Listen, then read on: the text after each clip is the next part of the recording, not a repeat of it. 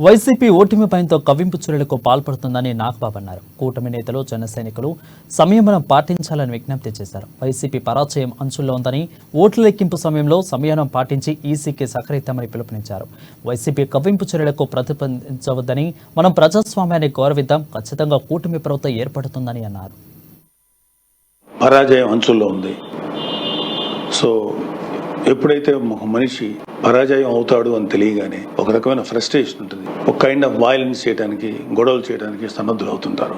మీ అందరికీ నా విన్నపం ఏంటంటే, ముఖ్యంగా జన సైనికులకి, వీర మహిళలకి, నాయకులకి, రేపు ఓట్ల లెక్కింపు సమయంలో మనం సంయమనం పాటించి ప్రభుత్వానికి, ఎన్నికల సంఘం వారికి, పోలీసులకి మనం చక్కగా సహకరిద్దాం. అలాగే వైసీపీ వారి యొక్క ఎటువంటి కవ్వింపు చర్యలకి ప్రతిస్పందించద్దు అని చెప్పి మిమ్మల్ని అందరినీ మనస్ఫూర్తిగా కోరుకుంటున్నాను. ఎందుకంటే ఏమీ లేని నాకు ఎగిరెగిరి పడుతుంది, అన్నీ నాకు అణిమణిగా ఉంటుంది అన్నట్టు మనందరం సైలెంట్ గానే ఉందాం. కూటమి సభ్యులందరికీ, అలాగే జనసేన కార్యకర్తలకి, వీర మహిళలందరికీ ఒక మనవి, మనం ప్రజాస్వామ్యాన్ని గౌరవిద్దాం.